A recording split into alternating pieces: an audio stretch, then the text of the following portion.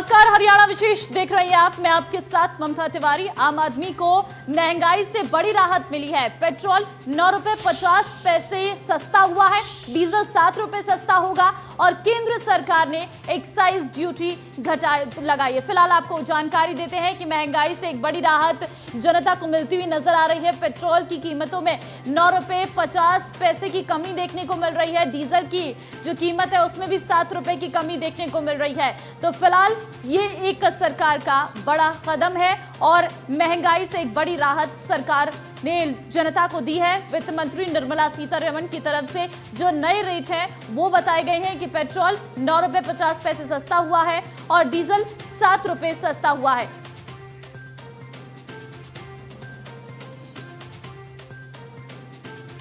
तो बीते अगर हम कुछ महीनों को देखें तो लगातार पेट्रोल डीजल की कीमतों में इजाफा देखने को मिलता। सीएनजी के दाम लगातार बढ़ रहे थे, लेकिन आज जो निर्मला सीतारमण की तरफ से जानकारी दी गई और एक्साइज ड्यूटी को घटाया गया तो उसके बाद पेट्रोल और डीजल की कीमतों में अब कमी हो चुकी है। आज रात 12 बजे से ये नए जो रेट हैं वो लागू हो जाएंगे, क्योंकि इस वक्त पेट्रोल डीजल की कीमतें 100 के पार थी। ऐसे में केंद्र सरकार ने एक्साइज ड्यूटी घटाई है और निर्मला सीतारमण वित्त मंत्री की तरफ से ये जानकारी दी गई है। तो इस महंगाई के दौर में पेट्रोल डीजल की कीमत कम हुई कीमतें लोगों के लिए एक राहत जरूर होंगी, क्योंकि अगर हम देखें तो पेट्रोल डीजल की कीमतों को बढ़ने से जो किराया है उसमें भी इजाफा देखने को मिला था और सीएनजी के दाम में भी बढ़ोतरी देखने को मिली थी। लेकिन जब पेट्रोल डीजल के दाम कम हुए तो देखना यह होगा कि इससे जनता पर कितना असर पड़ता है। क्या सिर्फ पेट्रोल डीजल के दाम कम होने से जनता जो पेट्रोल और डीजल भराने जाती है सिर्फ उसका उन्हें प्रॉफिट मिलता है, या फिर जो किराए में इजाफा हुआ है उसमें भी कमी देखने को मिलेगी। जो महंगाई की वजह से, तेल की वजह से लगातार अन्य चीजों पर जो असर पड़ा था, चाहे वो डेली नीड्स के सामान हो, क्या उस पर भी कमी देखने को मिलेगी, ये देखना होगा। तो फिलहाल एक राहत जरूर मिली है लोगों को। केंद्र सरकार ने एक्साइज ड्यूटी घटाई है। वित्त मंत्री निर्मला सीतारमण की तरफ से इस पर जानकारी दी गई है। अगर हम देखें तो बीते कुछ महीनों में लगातार पेट्रोल डीजल की कीमतों में 80-80 पैसे की बढ़ोतरी देखने को मिली थी। कभी 80 रुपए तक, कभी 1 रुपए तक पेट्रोल डीजल की कीमतें बढ़ रही थी। लेकिन आज अचानक सरकार की तरफ से फैसला लिया गया है जिसमें पेट्रोल 9 रुपए 50 पैसे सस्ता हुआ है और डीजल 7 रुपए सस्ता किया गया है। निर्मला सीतारमण की तरफ से ट्वीट कर इस बाबत जानकारी दी गई है। उनकी तरफ से ट्वीट कर बताया गया है कि कितना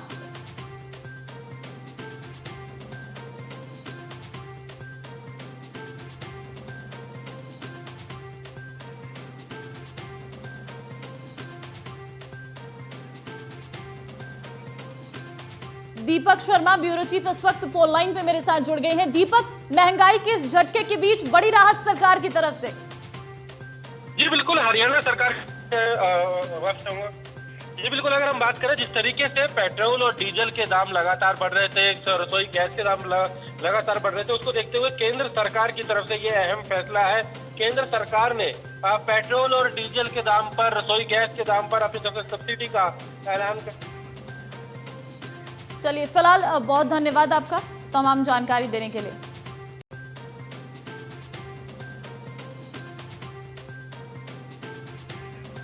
देखिए, हमारी सरकार ने बराबर एक आम नागरिक का ध्यान रखा है, गरीबों को बराबर प्राथमिकता दी है।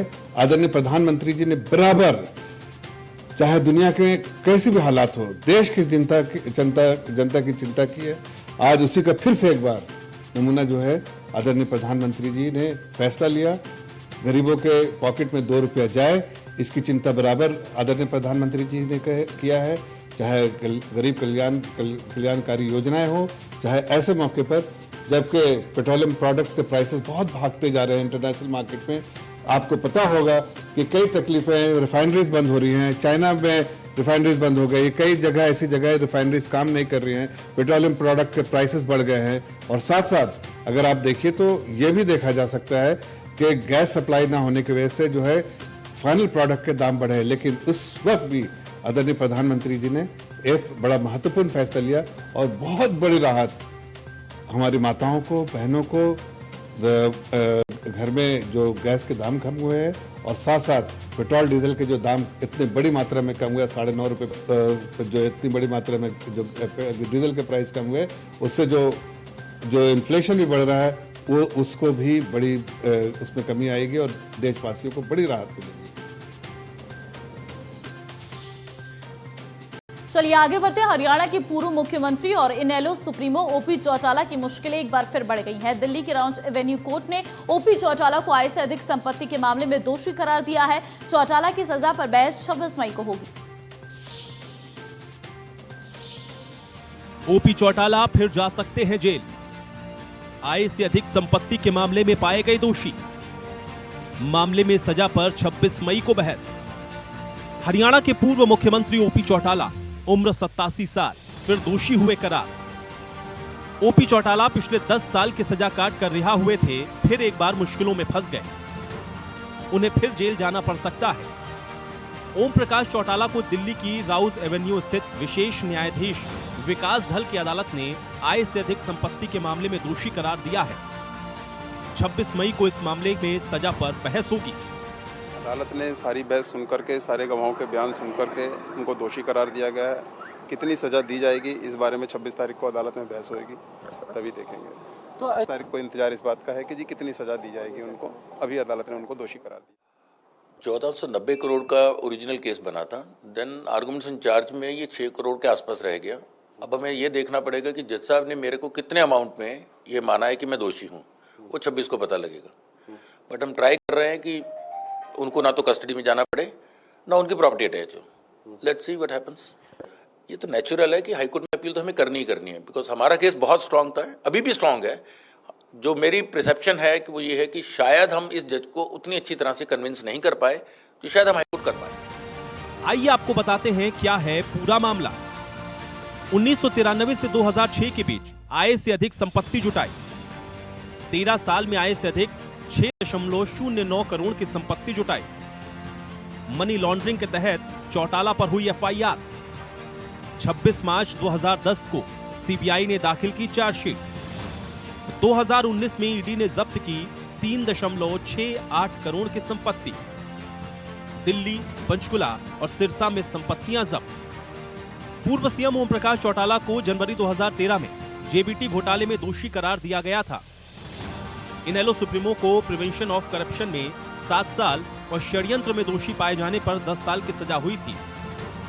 पिछले जुलाई में ही ओपी चौटाला दिल्ली के तिहाड़ जेल से सजा पूरी करके बाहर आए थे। हाल ही में पूर्व मुख्यमंत्री ओम प्रकाश चौटाला ने 87 साल की उम्र में 10वीं और 12वीं की परीक्षा पास की थी। Bureau report, India news, Haryana. वहीं कांग्रेस नेता कुलदीप बिश्नोई ने स्वर्गीय पूर्व प्रधानमंत्री राजीव गांधी की पुण्यतिथि पर कांग्रेस आलाकमान पर गंभीर आरोप लगाया है और कांग्रेस के कमजोर होने की वजह भी बताई है। देखिए रिपोर्ट। हरियाणा कांग्रेस का अध्यक्ष नहीं बनाए जाने से नाराज चल रहे कुलदीप बिश्नोई ने राजीव गांधी की पुण्यतिथि के मौके पर कांग्रेस पर ट्वीट बम फोड़कर हाईकमान को सवालों के कटघरे में खड़ा कर दिया। कुलदीप बिश्नोई ने ट्वीट कर इंदिरा गांधी और राजीव गांधी का उदाहरण देते हुए कहा कि पहले योग्यता के आधार पर फैसले लिए जाते थे, लेकिन मौजूदा समय में कांग्रेस में फैसले लिए जा रहे हैं। ट्वीट कर कुलदीप बिश्नोई ने कहा है, स्वर्गीय इंदिरा जी, स्वर्गीय राजीव जी टैलेंट पर नजर रखते थे और मेरिट के आधार पर फैसला लेते थे, जिसकी वजह से कांग्रेस अपराजेय ताकत थी। जब कोई पार्टी दबाव और पैसों के प्रभाव में फैसले लेती है तो इसका सिकुड़ना तय है। आधुनिक भारत के निर्माता राजीव जी को हम याद कर रहे हैं। इससे पहले कुलदीप बिश्नोई ने सीएम मनोहर लाल से मुलाकात की, जिसके बाद आसार लगाए जा रहे हैं कि नाराज कुलदीप कभी भी पाला बदल सकते हैं। हालांकि कांग्रेस के नेता कुलदीप को धैर्य रखने की सलाह दे रहे हैं। वहीं कुलदीप बिश्नोई के बहाने कैप्टन अजय यादव का दर्द भी निकल कर बाहर आया। उन्होंने कुलदीप बिश्नोई को सलाह दी कि कांग्रेस में मुख्यमंत्री बनने के लिए लंबा इंतजार करना पड़ता है। कुलदीप सिंह बिश्नोई जी को एक ऐसी विरासत मिली है जिसका उनको सदुपयोग करना चाहिए। और देखो, कहीं भी व्यक्ति जाता है वहाँ ठहराव होना चाहिए। हर चीज के लिए एक समय होता है, एक समय सीमा होती है, उनको धैर्य रखना चाहिए। मेरा उनसे यही कहना है कि उनका भविष्य जो है बहुत उज्जवल है और हम जैसे लोग जो है राजनीति में 35 साल से हैं। सर, उज्जवल कांग्रेस पार्टी में है या फिर दूसरा दल बदल कर बीजेपी में जाने पर उज्जवल है?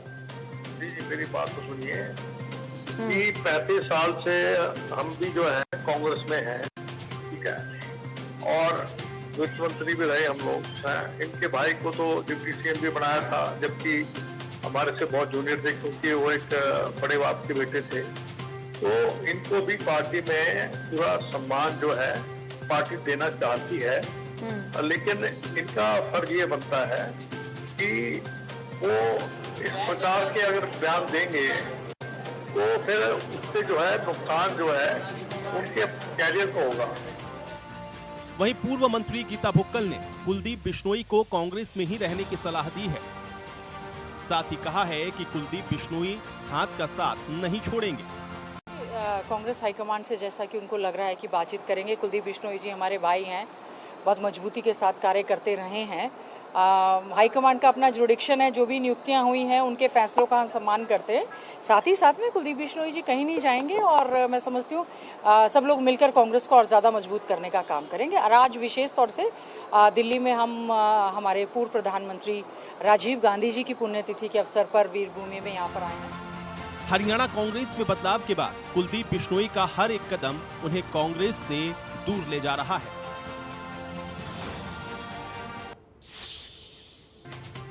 चलिए आगे बढ़ते हैं। कुलदीप बिश्नोई की नाराजगी को लेकर नेता प्रतिपक्ष भूपेंद्र सिंह हुड्डा ने कहा कि कुलदीप ने मुख्यमंत्री मनोहर लाल से मुलाकात की है और मुलाकात कोई अपराध थोड़े है।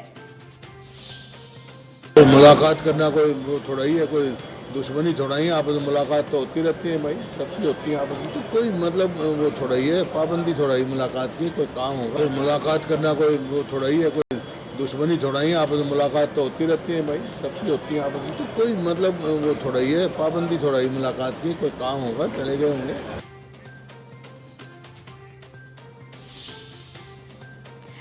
फतेहाबाद पहुंचे राज्यसभा सांसद दीपेंद्र हुड्डा ने कहा कि उदयपुर की तर्ज पर चंडीगढ़ में चिंतन शिविर का आयोजन किया जाएगा, जिसमें विपक्ष पार्टियों के कई कद्दावर नेता कांग्रेस में शामिल होंगे। साथ ही कुलदीप बिश्नोई को लेकर कहा कि हर व्यक्ति का पार्टी में अपना महत्व है, नई प्रदेश अध्यक्ष सबको साथ लेकर चलेंगे।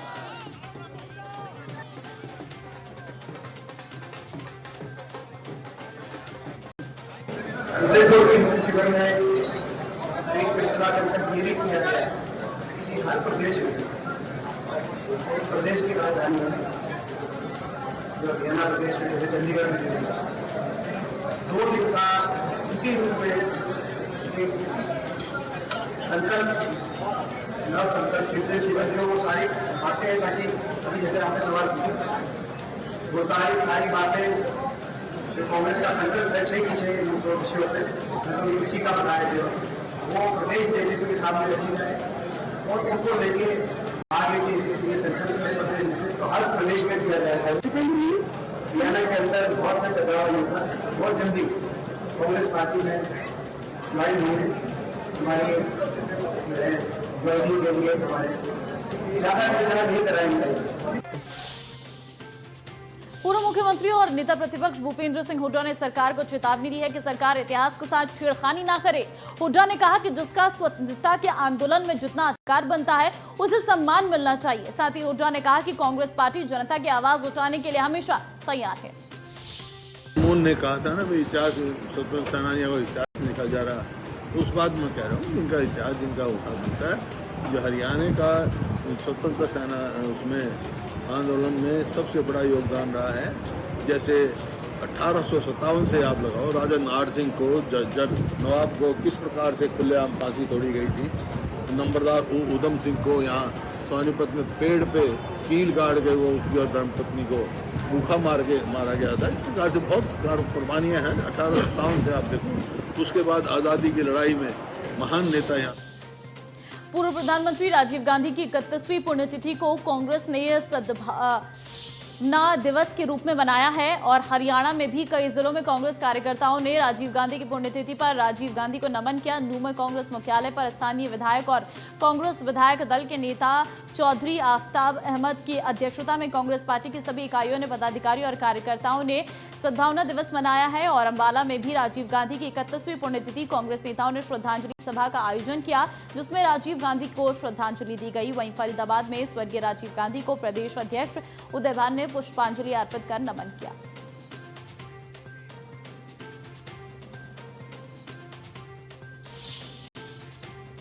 बिजली एवं जेल मंत्री रणजीत सिंह चौटाला ने दावा किया है कि 29 मई को सिरसा में होने वाली प्रगति रैली ऐतिहासिक होगी। इस रैली में सीएम मनोहर लाल समेत कई नेता शिरकत करेंगे। रणजीत चौटाला ने कहा कि इस रैली में मुख्यमंत्री सिरसा को करीब 368 करोड़ रुपए की परियोजनाओं की सौगात देंगे। साथ ही दावा किया है कि इस रैली में करीब 50,000 लोग शामिल होंगे। इस दौरान रणजीत चौटाला ने कहा कि 29 मई को दूसरी राजनीतिक पार्टियां भी रैली होंगी, लेकिन सबसे अधिक भीड़ बीजेपी की रैली में होगी।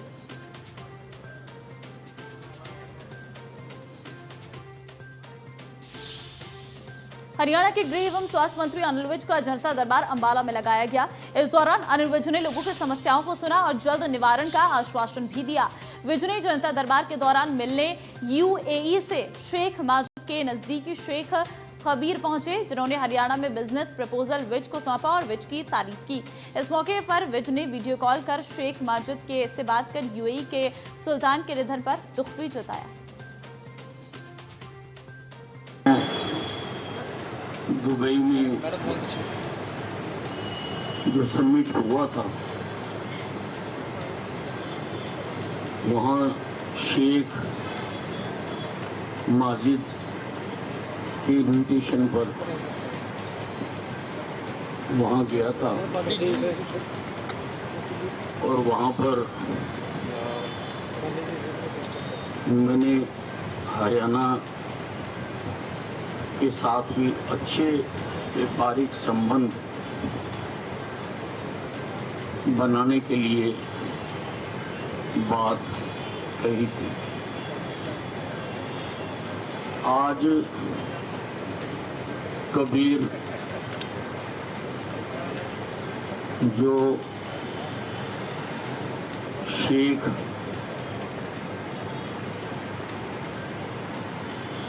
के बहुत उच्च स्थान रखते हैं, उन्होंने संदेश दिया है कि शेख भी हरियाणा के साथ अच्छे व्यापारिक संबंध बनाने के लिए तैयार हैं। तो वहीं भिवानी में कोंज गांव के मॉडल संस्कृति प्राथमिक विद्यालय में अचानक 29 बच्चों ने स्कूल छोड़ दिया। वजह क्या है, इस रिपोर्ट में देखिए। डर के साए में पढ़ने को मजबूर नौनिहाल, 29 बच्चों ने छोड़ा स्कूल। बंदरों को भगाने में लगी शिक्षकों की ड्यूटी। ये तस्वीरें किसी चिड़ियाघर की नहीं है। बंदरों की ये मौज मस्ती भिवानी के कोट गांव के मॉडल संस्कृति प्राथमिक विद्यालय में चल रही है।